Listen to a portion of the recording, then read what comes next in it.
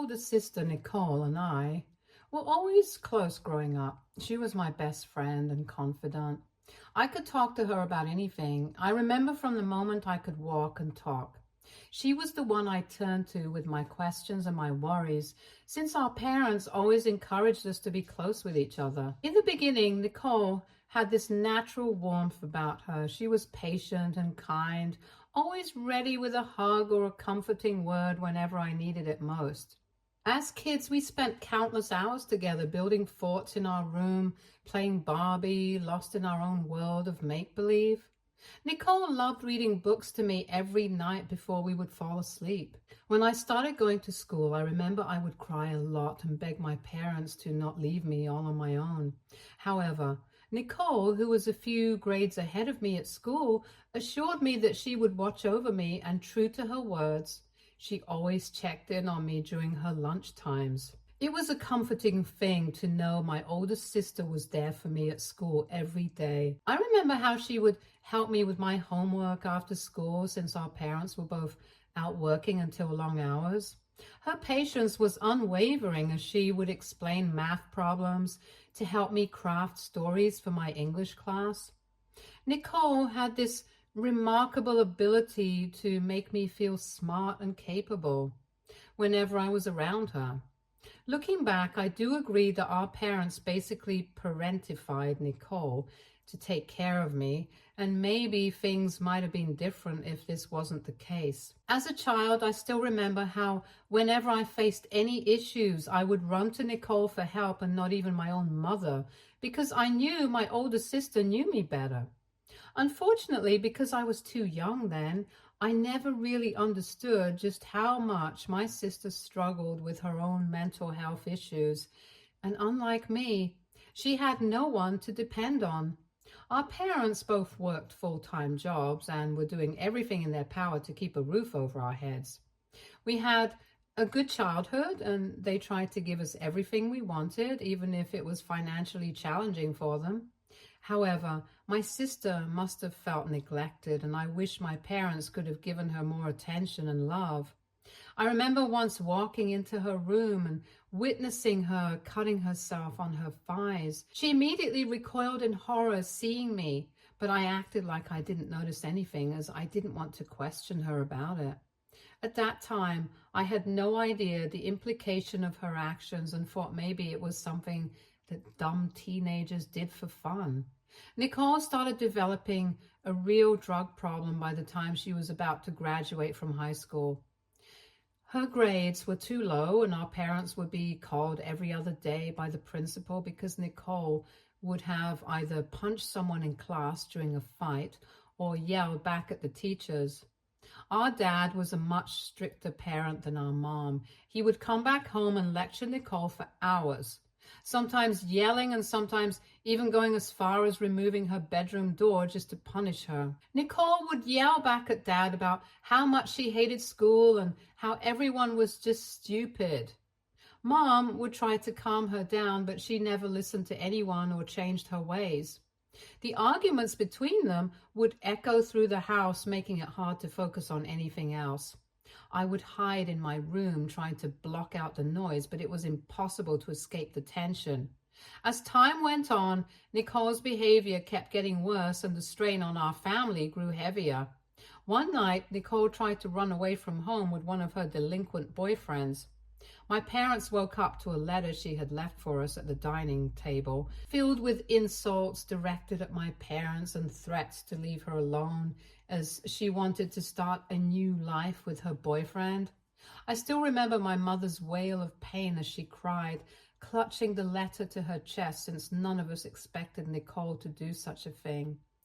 My dad's hands shook as he called 911, his voice unsteady as he explained the situation.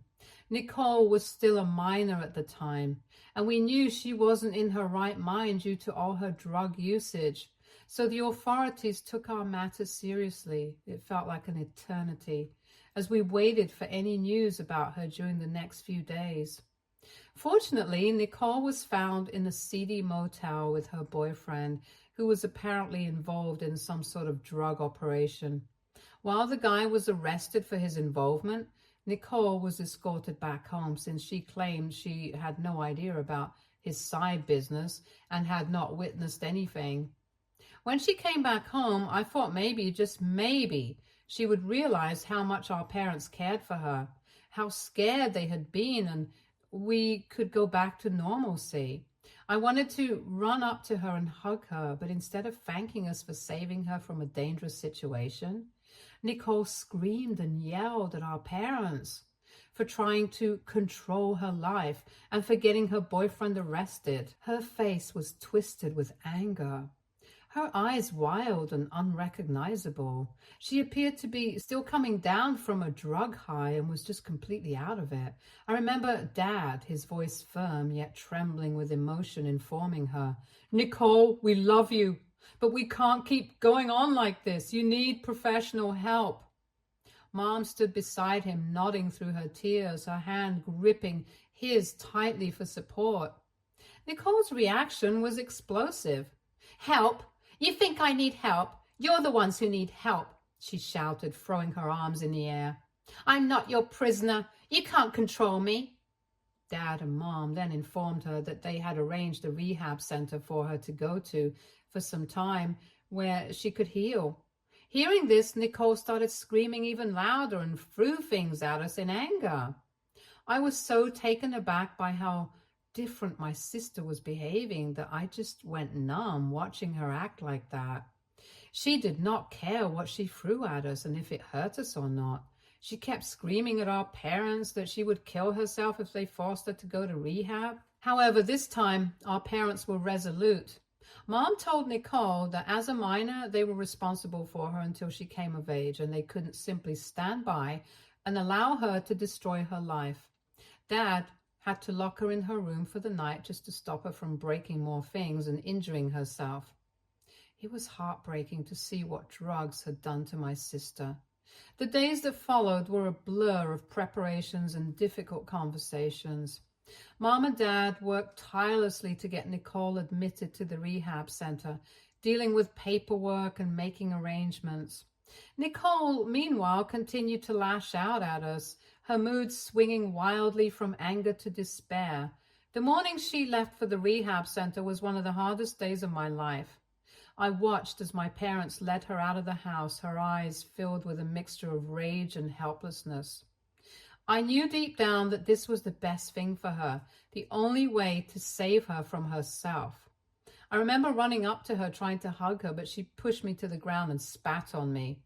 I was quite taken aback by this, as until then, my sister had never directly shown this much anger towards me. My mom reassured me that Nicole was just suffering and to not hold this action against her. I understood, and over the weeks I prayed and held on to the hope that Nicole would come back to us whole and healed. When Nicole was finally released after 2 months, she looked much healthier. Her once gaunt face had filled out a bit, and there was a hint of color in her cheeks. When our parents and I went to greet her, we thought that now things would go back to normal as much as possible. I remember Mom's eyes were filled with tears of relief as she enveloped Nicole in a gentle hug, while Dad placed a hand on her shoulder, giving it a reassuring squeeze. I tried to hug her too, but she ignored me, so I took a few steps back, unsure of what to say or do. I had missed my sister terribly, and I was just happy to see her again after so long. On our drive back home, Mom kept telling her how glad we were to have her back and how she had kept her room as neat and clean as possible, just the way she liked it. Dad had brought Nicole her favorite candies and cookies from the store. I had drawn her a card where I had written just how much I had missed her when she was away from us and how glad I was to have my sister back.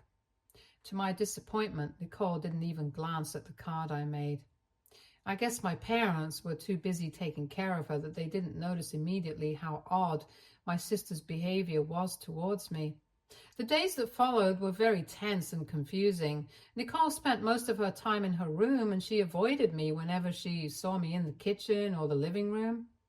I tried to give her space, hoping she just needed time to adjust, but it quickly became clear that things were different. Whenever I tried to reach out or make some casual conversation, She would snap at me, her eyes filled with anger and resentment. "What do you want?" she would hiss, her voice sharp and cold. "Can't you just leave me alone?" One evening, when our parents were not home, I thought this would be the perfect time for us to clear things between us and have a one-on-one talk, so I knocked on her door, hoping to reconnect. "Nicole, can I come in? I just want to talk." "Go away," she screamed from the other side. "I don't ever want to see your stupid face." I stood there stunned and hurt, not understanding why she was pushing me away when I had done nothing to her whatsoever. I missed the sister who used to be my confidant, who helped me with my homework and shared late-night talks. Now she seemed like a stranger. Our parents did try to mediate, but their efforts only seemed to make things worse.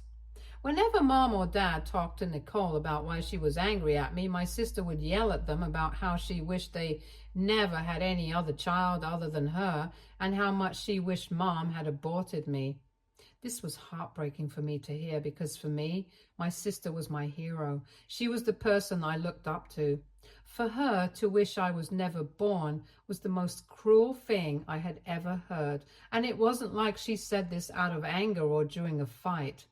I realized it was genuinely something she wished for. Our family dinners were no longer lively and filled with laughter like they were in the past. Instead, they were tense and uncomfortable, with Nicole glaring at me, rolling her eyes, or making fun of me whenever I tried to talk about my friends or grades to our parents.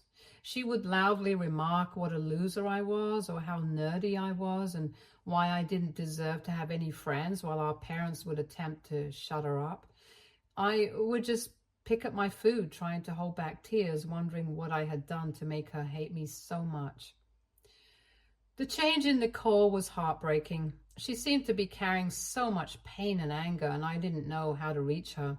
I missed her more than ever, but every attempt to reconnect was met with hostility and rejection. Her anger towards me became so much worse that she started to find ways to end my life permanently.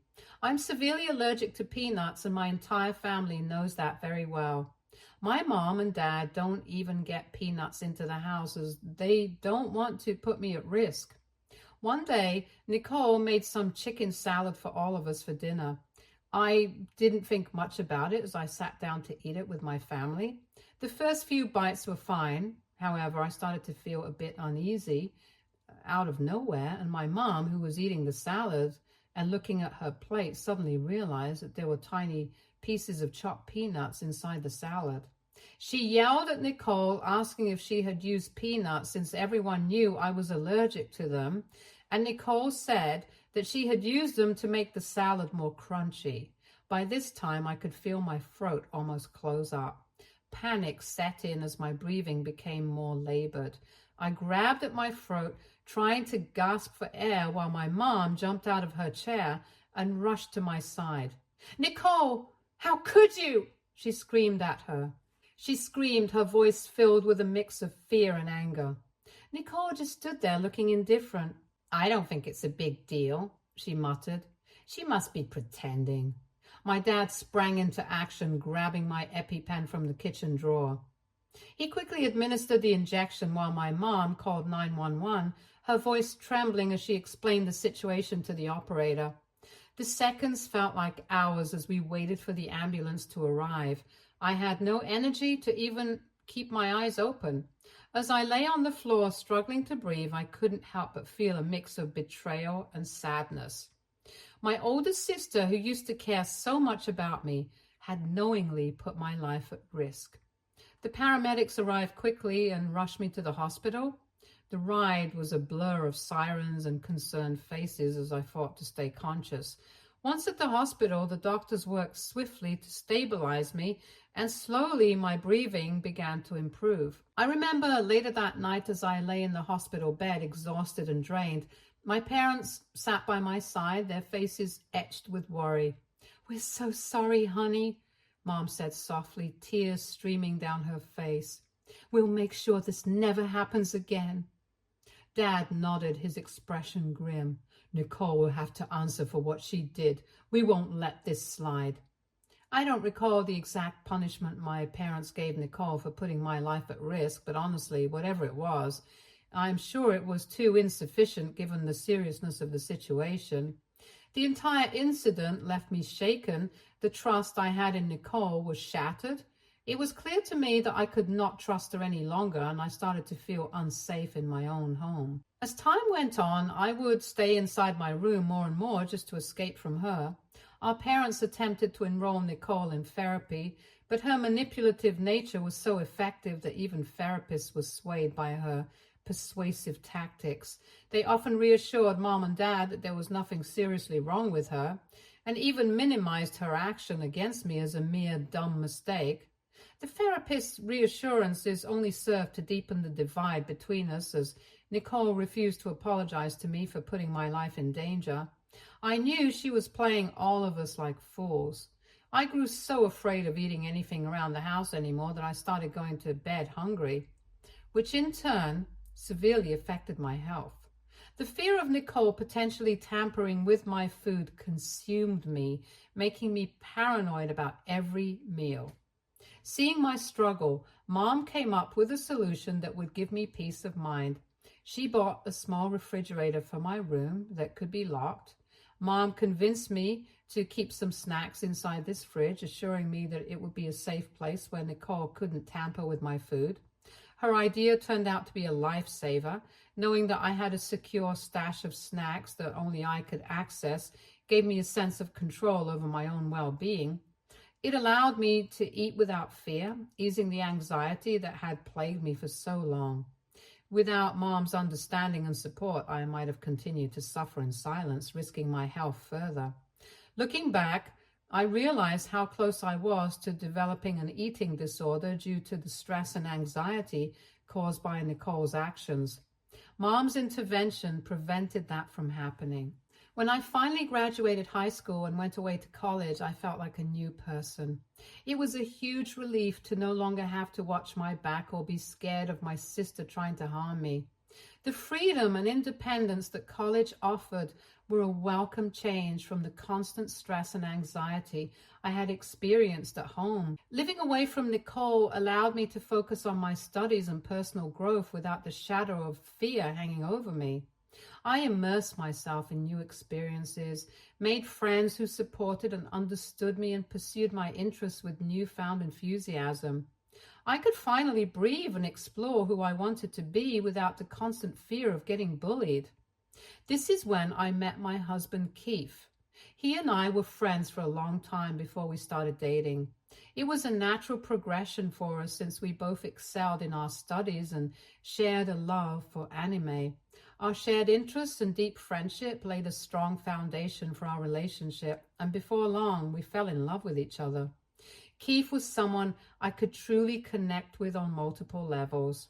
We spent countless hours discussing our favorite anime series, debating characters and plot twists, and supporting each other through the challenges of college life. He understood me in a way that no one else did, and I found myself drawn to his kindness, intelligence, and sense of humor.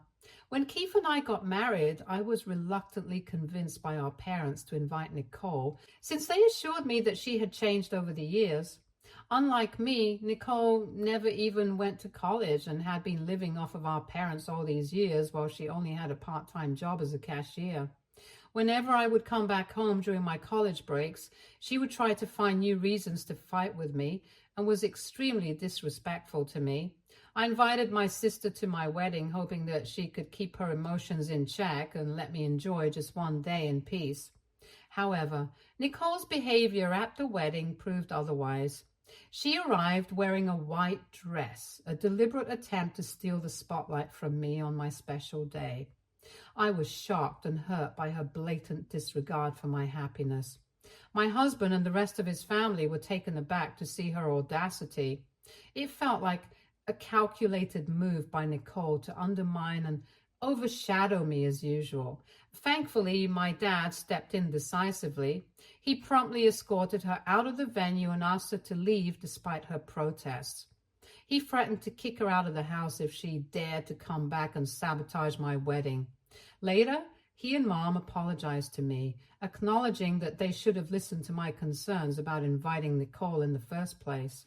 Other than that slight hiccup, my wedding pretty much went flawlessly, so I didn't hold Nicole's actions against my parents for a very long time. Keith and I have been married for the past 3 years. We're fortunate to have great jobs and a house that we own together.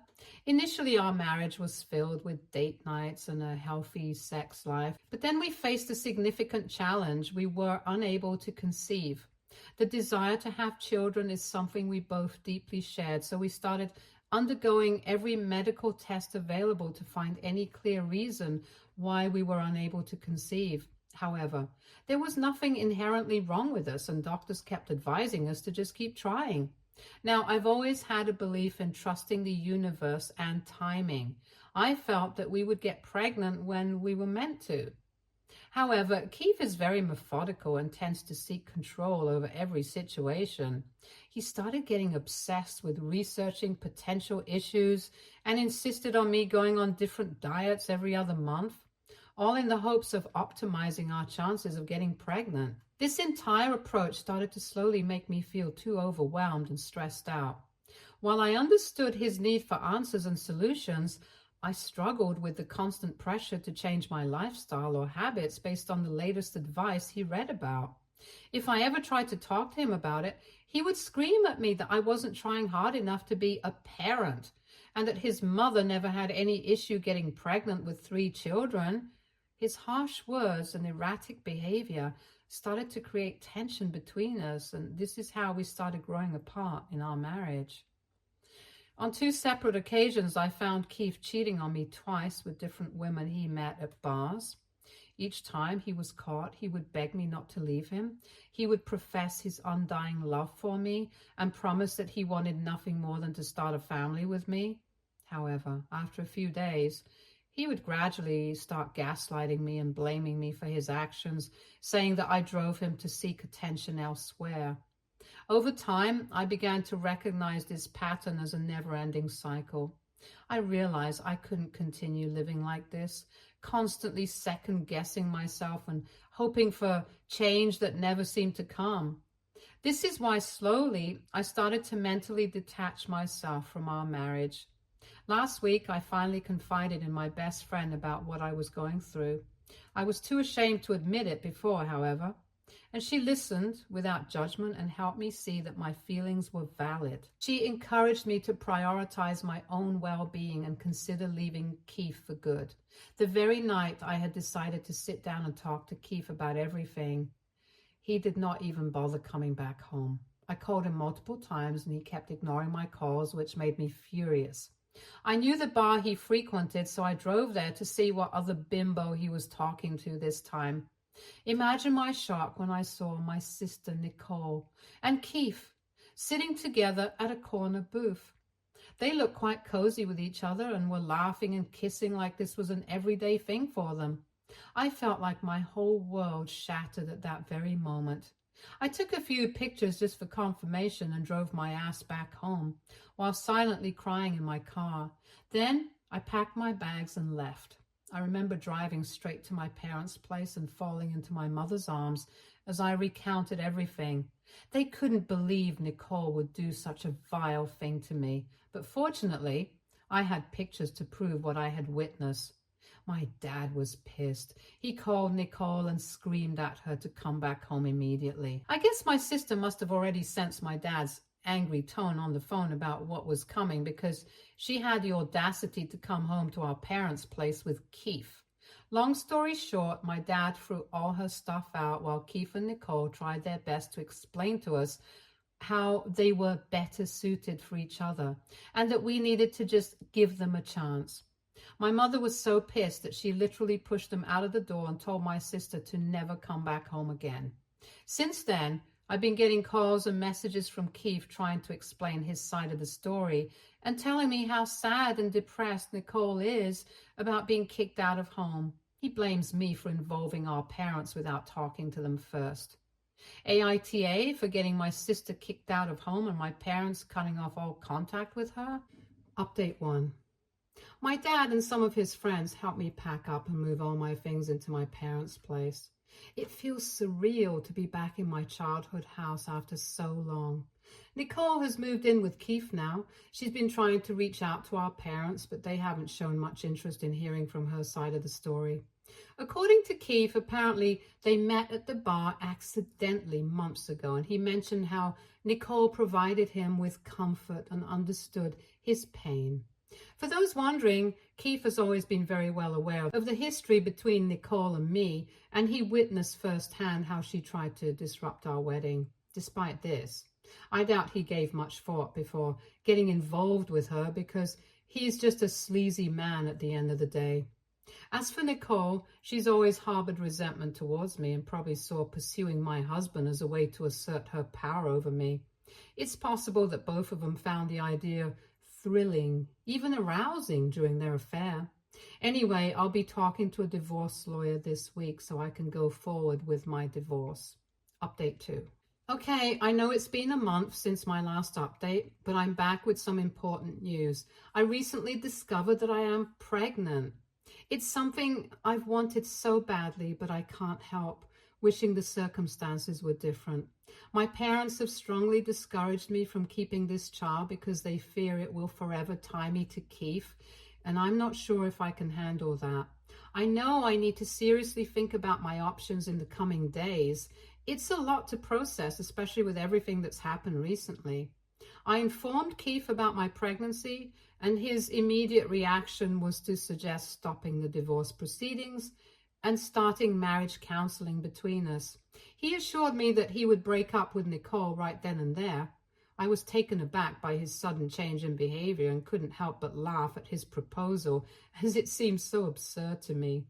I made it clear to him there was no chance I would ever get back together with him. Even if I decided to have this child, our relationship would strictly be only about co-parenting for the sake of the child. Keith didn't take this news well. He was furious and yelled at me over the phone, telling me how he wished I had gotten pregnant sooner so he could have chosen me over Nicole. His words left me feeling disgusted and regretful that I had even shared the news of my pregnancy with him. I will update next on my decision regarding my pregnancy, but rest assured, there's one thing I know for sure: I'm getting divorced from that loser no matter what. Update 3. Hey, first of all, I am divorced from my ex-husband. As part of the divorce settlement, he had to pay me a substantial alimony, which allowed me to secure a new place for myself. I'm grateful that my job is doing well, and I feel incredibly thankful to my parents and friends for their unwavering support during such a difficult time in my life. Secondly, I want to clarify that I did not go through with the pregnancy. I understand that some people may not agree with my decision, but I want to emphasize that I was not in the right headspace to bring a child into this world. I had serious doubts about my ability to care for them and didn't want to risk their suffering because of my circumstances. It was an incredibly difficult choice, and I feel devastated by it, but deep down, I believe it was the best decision for both myself and the potential child. As for Nicole and Keith, they broke up shortly after I got divorced from Keith. Apparently, they had a serious fight, and Keith kicked Nicole out in the middle of the night. She attempted to seek shelter at our parents' place, but they refused to let her in. When my dad threatened to call the police on her, she had no choice but to leave them alone. From what we've heard from mutual friends, Nicole is currently couch surfing and trying to save money. I hope she takes this opportunity to mature and find a better direction in life. Stay tuned for more stories from Argo Relationships.